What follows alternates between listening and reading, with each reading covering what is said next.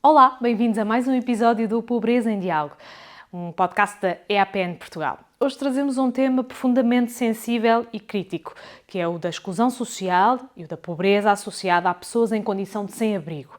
É uma população que tem vindo a aumentar muito por conta do agravamento das desigualdades sociais da sociedade. Para esta conversa trazemos 3 mulheres muito experientes neste tema. Graça Lourenço, do Núcleo Distrital do Porto da EAPN Portugal, que nos fala da visão de rede e do trabalho que é feito no terreno, mas também Dominique, participante da Impulsar. Ela própria passou por uma situação de sem-abrigo e, neste momento, integra o projeto Housing First, da Associação Impulsar, em Leiria. E também Lisete Cordeiro, ela própria fundadora desta associação, Impulsar, que desenvolve trabalho de proximidade com estas pessoas. Pobreza em Diálogo, um podcast da EAPN Portugal.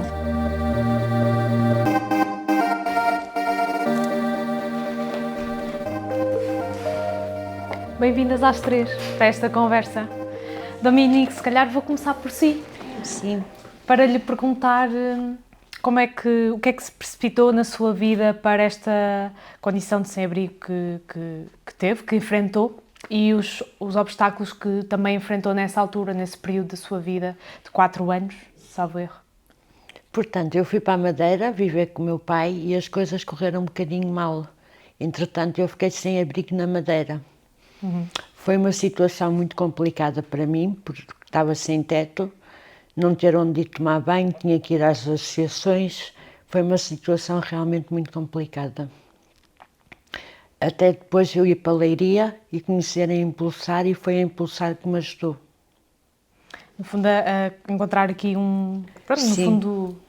arranjar um teto, arranjar tudo e mais alguma coisa, foi a Impulsar que me ajudou e é que me tem acompanhado neste momento. Até a nível de consultas médicas, tudo. Nesse processo com a Impulsar, já depois de estar na Leiria, qual é que foi o passo mais importante, no seu ponto de vista? O passo mais importante foi arranjar realmente um teto para ficar. Então é disso que vamos mesmo falar. Lisete. A Lisete coordena, é uma das fundadoras desta associação, a Impulsar, e que tem uma das ramificações mesmo no trabalho com pessoas em situação de sem-abrigo. E há aqui várias respostas, sendo que uma delas é uma resposta que começa a ser falada, a da Housing First, não é? que presumo que signifique dar uma casa primeiro, é o que o próprio nome indica. Porque é que esta resposta é importante? O que é que ela tem de diferente das outras? Antes de mais, obrigada pelo convite e por poder estar aqui. A Impulsar é uma IPSS de Leiria que surgiu em 2012 e logo desde 2014 nós começámos a trabalhar através do projeto Giz na Rua com pessoas em situação de sem-abrigo. Portanto, aquilo que nós fazíamos no projeto era redução de riscos e minimização de danos e nesse sentido nós fomos identificando pessoas que estavam em situação de sem-abrigo. Depois, a partir daí, nós percebemos que existiam pessoas em situação de sem-abrigo na cidade de Leiria, porque nessa altura já existia o conceito, mas em Leiria dizia-se que as pessoas não estavam em situação de sem-abrigo e, portanto, até com o apoio da EAPN, fizemos uma exposição de retratos da invisibilidade, portanto, para dar visibilidade a este problema, a este fenómeno. E a partir daí também fomos pesquisando sobre que respostas é que existiam para pessoas em situação de sem-abrigo e conhecemos o Housing First. O Housing First é um programa que foi criado nos Estados Unidos por Sam Stenberry em 1992 e foi trazido para Portugal em 2009 pelo professor Ornelas e pelo programa Casas Primeiro. E neste sentido, o que é este programa? É a primeira casa e depois é que se trabalha tudo o resto. Portanto, é garantir que a pessoa primeiro tenha o acesso a uma habitação, neste caso individual e dispersa pela cidade, e depois a partir daí é que com uma equipa, portanto o Housing First é uma casa e uma equipa técnica, uma equipa de suporte, uma equipa de acompanhamento, que depois desenhamos o plano individual da pessoa integrada e vamos construindo também de acordo com as suas escolhas e com as suas competências o plano que a pessoa quer desenhar para si e para a sua vida. E, nesse sentido, nós começámos com o modelo, conseguimos implementar em Leiria, com o apoio do município de Leiria, inicialmente num projeto piloto, no início em 2020, e depois com o apoio quer da Luziaves, que é uma empresa privada, quer depois com o Instituto de Segurança Social. Portanto, nós temos um financiamento tripartido, conseguimos implementar e disseminar esta resposta, e neste momento temos 18 pessoas integradas em casas individuais e dispersas pela cidade, que contribuem com 30% do que oferem, e que têm todo um conjunto de questões. Dizer só também que o modelo, no fundo, aquilo que faz é rompe com o nosso modelo tradicional de intervenção, porque nós normalmente temos um modelo em escada. O que é que isso quer dizer? Se a pessoa estiver abstinente, eventualmente lhe arranjamos um quarto. Ou seja, a pessoa tem que provar primeiro quase, não é? Sim, e o que o modelo vem defender é que não é pela pessoa ter consumos que não tem acesso a uma casa, não é pela pessoa não estar não aderir a um tratamento psiquiátrico que não tem acesso a uma casa, e é a primeira casa, porque a casa por si só já dá uma certa estabilidade à pessoa, portanto permite algumas condições, quer de segurança, quer de algum conforto, que depois permite, em termos de negociação, obviamente, trabalhar todas as outras questões que, obviamente, também depois são importantes para a integração comunitária das pessoas e a integração na cidade e naquilo que nós temos e que existe.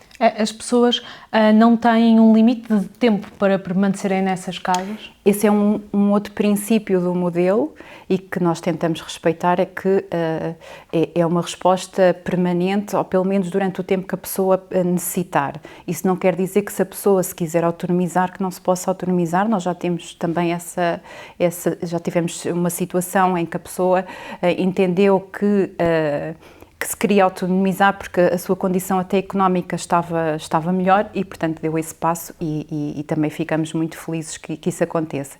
E depois também há outras situações em que, ou pela idade, que a pessoa foi depois encaminhada para um lar, ou por outras situações, as pessoas prosseguem a sua vida, mas aquilo que nós costumamos dizer é que é durante o tempo que for necessário. E já agora, antes de partir para conversar com a Graça também e puxar lá a conversa, queria perceber a situação da Dominique, por exemplo, que teve 4 anos nessa situação. É o comum que costumam ter na associação? Nós, no projeto que nós chamamos Morada Certa, Leiria Housing First, a média de permanência e situação de sem-abrigo das pessoas integradas é cerca de 10 anos, ou seja, são percursos prolongados. Muitas das situações já estavam em situação de sem-abrigo há muito tempo, o que dificulta depois toda a intervenção com estas pessoas, e daí que o modelo acaba por ser revolucionário nesse sentido, porque foi criado e desenhado para as situações mais crónicas, para aquelas pessoas que já estão há muito tempo em situação de sem-abrigo e que muitas vezes, comumente dizemos, não querem sair dessa situação. Ora, se tivermos uma proposta de uma casa individual, eu até hoje não tenho ninguém que não aceitasse uma casa, e portanto o que não quer dizer, não é dar uma casa, porque depois já aqui com todo um conjunto, a pessoa comparticipa com o valor, e há todo aqui um conjunto de regras para a sua implementação. Graça, a EAPN tem trabalhado também sobre e em relação a esta população. Esta não é a única medida, mas é uma medida importante, a seu ver, ou seja, a Housing First versus as outras medidas mais tradicionais que já existem, e o que é que lhe parece que é mais emergente fazer para a implementação de mais medidas, ou para a fortificação das medidas que já sabemos que existem, que dão resultados? Ora, muito bem, só uma nota prévia. Portanto, a APN Portugal tem trabalhado neste fenómeno, que é um fenómeno de pobreza extrema e severa. Portanto, as pessoas Portanto, todos os laços que tinham, familiares, de amizade, etc., portanto, são quebrados. Há um processo de grandes rupturas para chegar à rua, portanto, e daí acompanhar este fenómeno. E, portanto, acompanhou desde da questão da política pública, desde 2009, na primeira Estratégia Nacional de Integração das Pessoas em Situação de Sem-Abrigo, que foi de 2009 a 2015, segue a segunda Estratégia Nacional, se bem me recordo, 2017 a 2023, e, portanto, tem aqui um assento no GIMAI, que é um grupo de implementação e monitorização da avaliação da própria estratégia. Portanto, há todo um trabalho dentro deste grupo que é feito no acompanhamento e desenvolvimento desta política pública nacional. Dizer, portanto, que acompanha todas esta política. E, voltando aqui, quando a Lisete falava de situações mais crónicas, mais prolongadas, ou pessoas que estejam na rua há pouco tempo. Portanto, o fenómeno, houve um trabalho muito importante de definição do próprio conceito, dos sem-teto e sem casa. Portanto, há aqui um problema também de discriminação, de estigmatização, e, portanto, este trabalho ainda da APN na sensibilização, através de campanhas, através de sessões nas próprias escolas de educação para a cidadania, porque, como a Lisete dizia, muitas das vezes as comunidades, as pessoas, as crianças, olham para este fenómeno como as pessoas não se querem integrar, e, portanto, temos que desmistificar todo este estigma. Porque é que as pessoas permanecem na rua? Há fatores que fazem com que isso aconteça. Portanto, do ponto de vista das respostas de habitação, alojamento para esta população, nós temos que ver que há um perfil muito diversificado de pessoas, não é, que vão para a rua. Temos, do ponto de vista, indo ao conceito, independentemente, é pessoa em situação de sem-abrigo, independentemente da sua nacionalidade, da sua idade, do seu género, da sua orientação sexual. Recentemente, e nesta última estratégia, sem documentação face à questão das mudanças que estamos a atravessar e a questão da população migrante que acolhemos, que muitas das vezes também estão na rua, e, portanto, temos que ver a duração da estadia na rua. Há quanto tempo é que estão nesta condição? Podem não estar na rua, podem estar em respostas de alojamento temporário, que, como a palavra, a designação própria diz, é temporário, mas face à falta de respostas de habitação permanentes, de longa duração, portanto, tem havido aqui respostas de emergência, de alojamento temporário, e tem sido desenvolvida há algum tempo esta parte, que é avisos de candidaturas para o housing in first, as casas primeiro, e também apartamentos partilhados. Mas a grande necessidade, do ponto de vista da intervenção, é claramente que haja respostas acessíveis, de longa duração, em que as pessoas sintam segurança, não é? Porque a primeira questão, a Dominique falava aqui de... Uma das respostas para quem vive nesta situação é ter a casa, não é? E, portanto, e o modelo do Housing First, depois vamos trabalhar todas as restantes componentes. Portanto, aqui, e a atual estratégia, também foca aqui a importância de responder... De uma forma mais duradoura? De responder com respostas adequadas aos diferentes perfis das pessoas. Porque a verdade é que a complexidade deste fenómeno tem aumentado muito. Nós sabemos, e todos é comum dizermos que estamos a viver uma crise da habitação, não só em Portugal como em todos os países, e se cada vez mais, não só as classes médias, os jovens, têm dificuldade em pagar a sua casa, nós nunca podemos esquecer as pessoas que vivem em situação de maior vulnerabilidade, que sempre existiu esta situação, mas que é muito agravada ainda mais para elas. Portanto, face a isto, e tendo havido, do ponto de vista da intervenção, muito na emergência, é importante este investimento na habitação de longa duração. E porquê? Porque a questão da idade, quando falamos da idade, nós cada vez mais, as pessoas que estão nesta situação há muitos anos, vai envelhecendo, e há uma necessidade, há aqui um aumento das comorbilidades, temos percursos de vida, histórias de vida muito complexas de saúde mental, de consumos, de substâncias psicoativas ou álcool.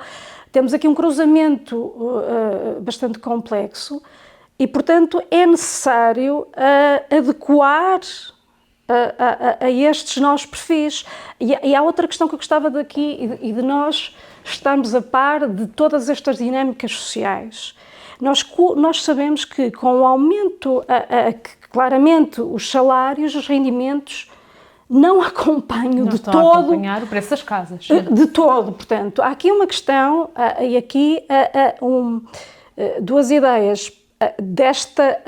O alargamento do perfil, ou seja, aqui a questão de casais, de migrantes, de pessoas de idade, de jovens poderem vir para a rua. Portanto, há aqui o que tradicionalmente no conceito nós dizíamos que maioritariamente são os homens, baixa escolaridade, determinadas idades, portanto, o perfil está-se a alargar. Portanto, e a estratégia vai muito neste sentido de que, pelo menos em tese, que as respostas devem ser adequadas a estes perfis. E, portanto, é importante que efetivamente haja um investimento financeiro, uma resposta para a questão da habitação, não é? Portanto, e que responda de uma forma alargada às diversas necessidades. Porque outra questão do perfil, nós cada vez mais temos pessoas que estão a trabalhar numa situação de sem-abrigo. Certo, isso é muito falado, sim, mas Portanto, pessoas em situação de sem-abrigo têm o seu emprego. Precisamente, ou seja, há aqui desafios acrescidos à situação que já se conhecia. E se calhar nessas situações, peço desculpa, se calhar nessas situações não é necessário um housing first, é preciso outro tipo de medidas ou outro tipo de respostas, não é? Portanto, adequar as respostas ao perfil, concordo inteiramente, é fundamental. E depois um outro aspecto é apostarmos na prevenção. Não podemos continuar a ter respostas sociais nesta área se não apostarmos realmente na prevenção, e esta estratégia também tem algumas linhas nesta área e de facto é fundamental. É fundamental esta prevenção das situações para que o problema não agrave, porque senão vamos continuar a ter novos projetos e novas respostas, mas depois o problema continua e, portanto, a questão da habitação é de facto central e a questão de apostar em ações realmente preventivas e aqui uma intervenção de forma a prevenir este problema e este problema social. Eu já quero ir mais a fundo sobre a questão do Housing First, mas deixem-me só voltar à Dominique para lhe perguntar, quando teve esta casa, o que é que sentiu que começou a mudar na sua vida? Começou a mudar tudo. Como o quê? Pequenas coisas que eventualmente lhe fizeram toda a diferença? Sim, como tomar banho diariamente, não é? Porque tinha que ir às associações, estava sempre dependente de uma resposta deles.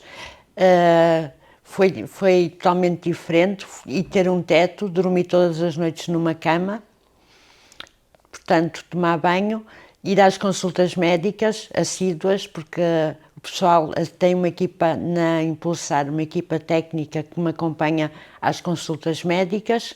A nível de roupas também ajudam com roupas, a nível de bens alimentares, pronto, estou a ser seguida em todos os aspectos. Ter um sítio para também ter as suas coisas, poder fazer comida, sim, não é? Sim, cozinhar. Sim, também posso cozinhar. E não ter que, se calhar, estar todos os dias a pensar onde é que eu vou dormir, onde é que eu vou comer, onde é que eu vou tomar banho, não é? Sim, tenho a minha cabeça muito mais leve neste momento, é tudo completamente diferente.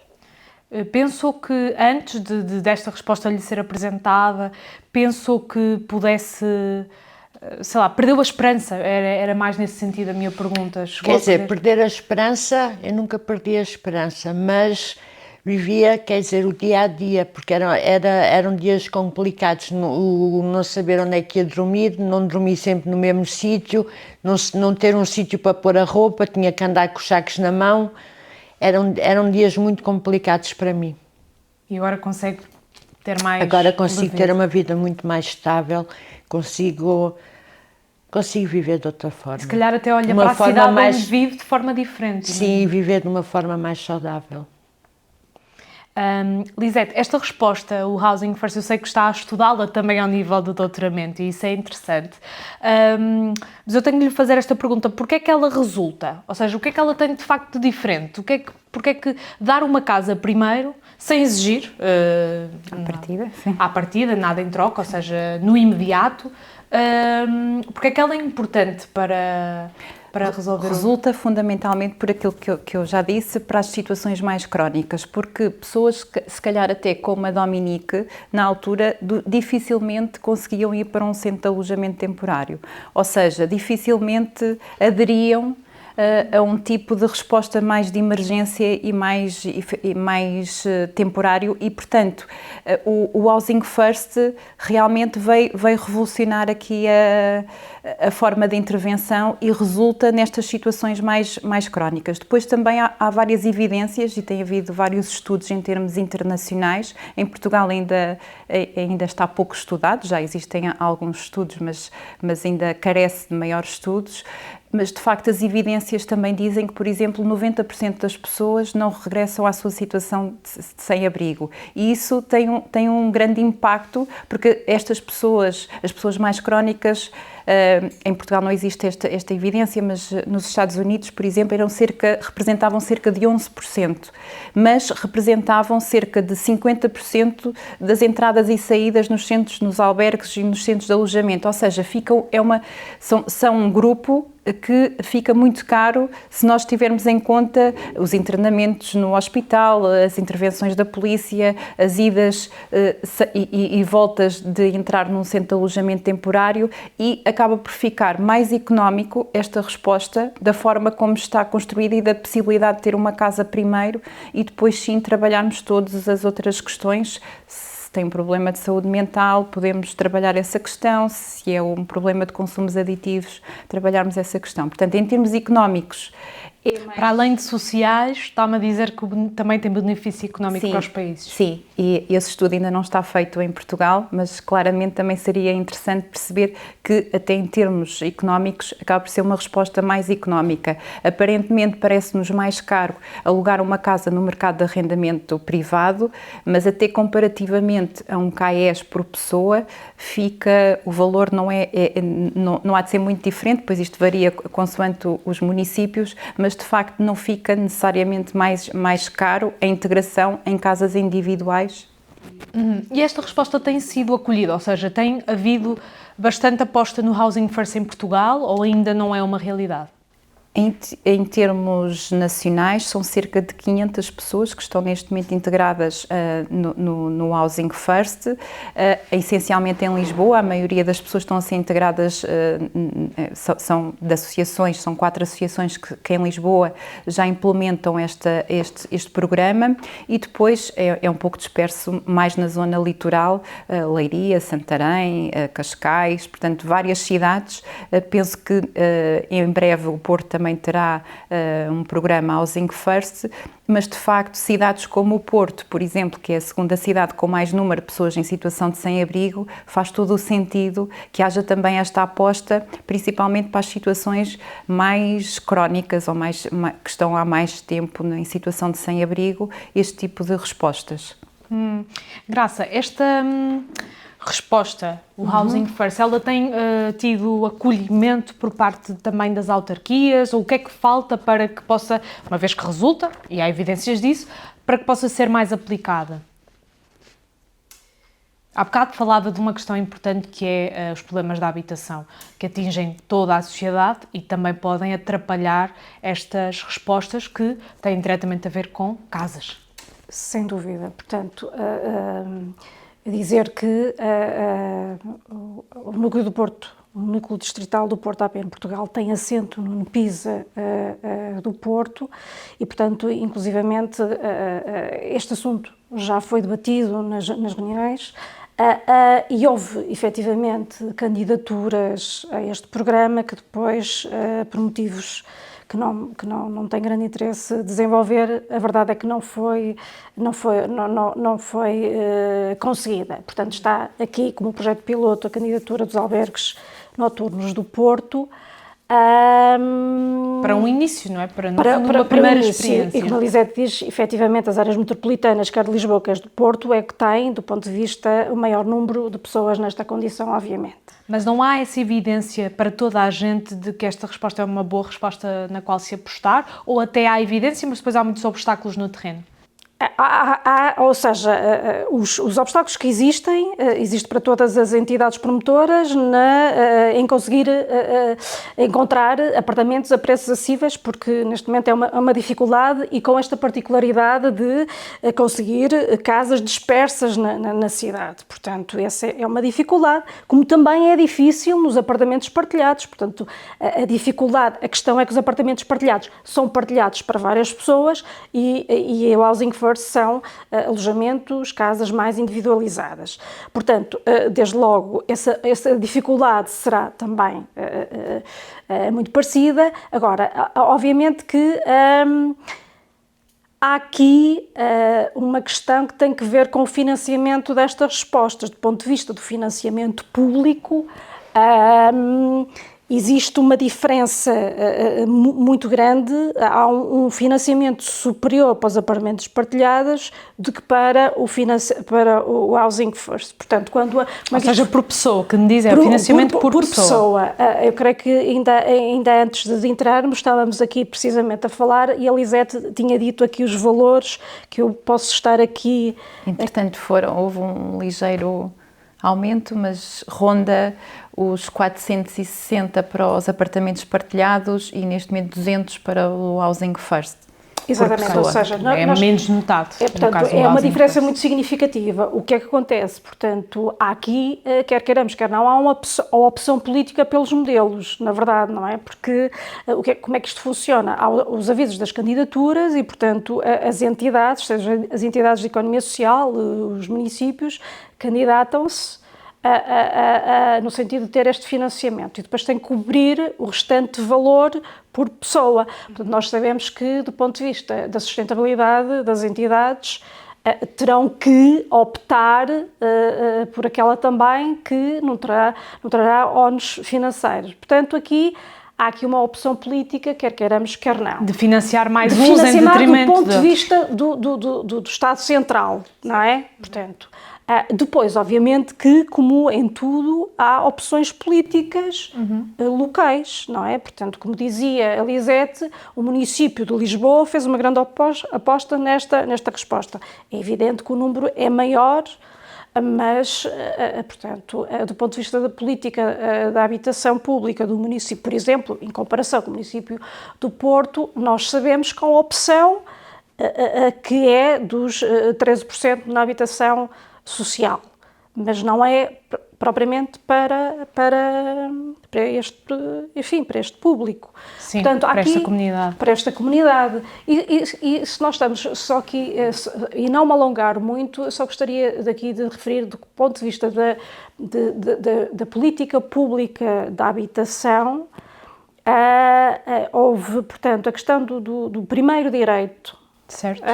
E que fez com que nesta edição de políticas da habitação, aqui com o financiamento do PRR, de modo a que os municípios desenvolvessem estratégias locais de habitação, priorizando determinados públicos, ou seja, as pessoas que viviam em condições de indignidade, sem capacidade financeira, e claramente como perfil estava as pessoas em situação de sem-abrigo. Seria interessante, nós sabemos que tem sido difícil a sua implementação devido a um conjunto vário de fatores, e os municípios têm grandes dificuldades na sua implementação, mas a verdade também seria interessante, e falando na questão da opção política, perceber claramente quais foram as respostas no âmbito do primeiro direito, precisamente para estas pessoas. Mas isto é só um parênteses. É delas que estamos a falar, de facto, é desta comunidade. Podíamos falar de outras comunidades que também têm dificuldades, mas de facto é uma comunidade muito mais frágil relativamente à pobreza, não é? E uma pergunta final, já não nos resta muito tempo e vou abri-la a todas, que é que se pudessem notar uma resposta que seja muito emergente para responder aos problemas da comunidade sem abrigo, qual é que elegeriam? Às vezes é difícil esta... A questão da habitação, se me permite, eu acho que é reconhecido por todos, pelas próprias pessoas que estão nesta condição, primeiro pelas principais pessoas que são beneficiárias, a quem se destina. A própria estratégia tem isso muito claro.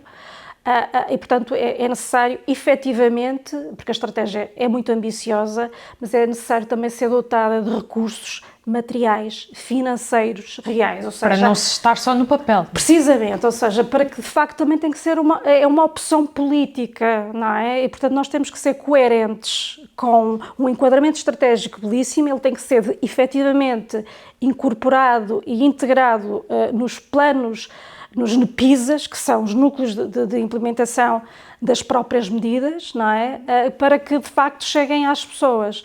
E também nós falamos aqui, o tempo voou, mas a questão também, que é privilegiada na estratégia, é extremamente importante a participação das próprias pessoas em situação de sem-abrigo, não só na definição dos seus planos de ação, como também em todo o ciclo da política pública, e aqui enquadrada muito na estratégia nacional e depois também nos planos de ação local dos NPISAs.